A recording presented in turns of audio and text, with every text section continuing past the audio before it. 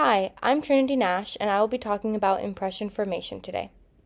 The definition of impression formation is the way that we perceive another person when we first meet them. We'll ultimately reach an interpretation of that person, and all the things we feel, see, and hear will attribute to that while we are speaking to this person to make our impression. The six processes are self-fulfilling prophecy, personality theory, perception accentuation, primacy and recency, consistency, and attribution of control. We also have perception checking, which is different than those six because it proposes the idea that it'll help increase the accuracy of the impression that we make. So the six processes will help us make that impression, but perception checking is there to make sure that we are more accurate in our impression. The self-fulfilling prophecy. This is a prediction that comes true because you act on it as if it were true. For an example, if you're meeting a girl at a party for the first time and you assume that she's kind and confident, you will then act on that belief and treat her as if she has those characteristics. You'll encourage confidence and act kind. She will then act on her impression and show you confidence and kindness back. Another example is when you make predictions about yourself and they happen. An example of this is the Pygmalion effect. This experiment was done by Robert Rosenthal and Lenore Jacobson. They went into a teacher's classroom of students, and they announced that some of the teacher's students were part of the growth spurts and some of them were part of the ordinary group based on their IQ tests. They found when they retested the students and collected data that the growth spurts had much better scores than the ordinary group. They realized that the teachers put more effort into engaging with them and developing the growth spurts without even knowing that the students were randomly picked. Their conclusion was that the high score students were the ones that the teachers held higher hopes for and provided support for, while the other group was being neglected in a way. This shows how high expectations lead to high performance. The next process that I will be talking about is the primacy effect versus the recency effect. These two are opposites. For example, if you have a first impression of someone and it's sweet and positive, but however the last impression of them the day you meet is rude and negative, when you are asked about that person again, do you think about the first impression, sweet and positive, or the last impression, rude and negative?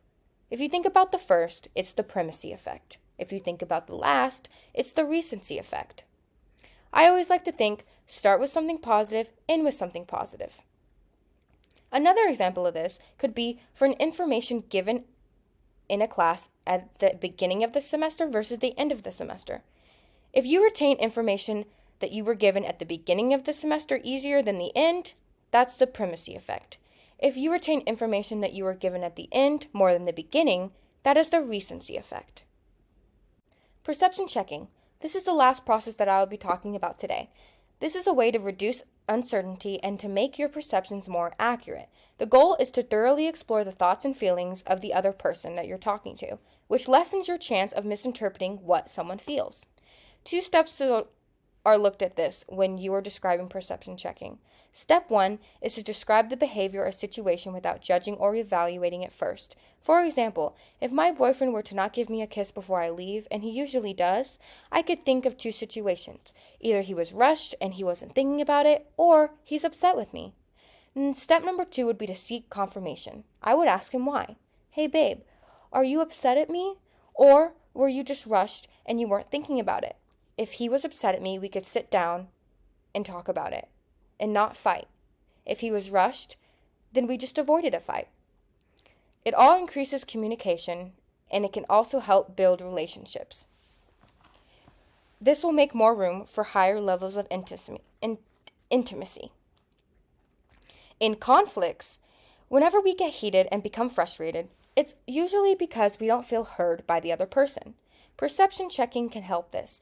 If we think about the scenarios when we're conflicting, we can sit down and we can think about it and we can avoid it. All of these together increase communication. Overall, all the processes that I talked about today serve a purpose in impression formation. They all conclude to making an impression about someone when you first meet them. I would always remember when doing this that the more confidence you have in your perception skills, the more accurate that you will be. Also, to look at the whole picture while you're talking to someone.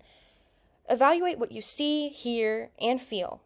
And also remember to recognize the role that you're in during the conversation and the difference between you and the others. All of this together will help you form impressions better than anyone else. Thank you.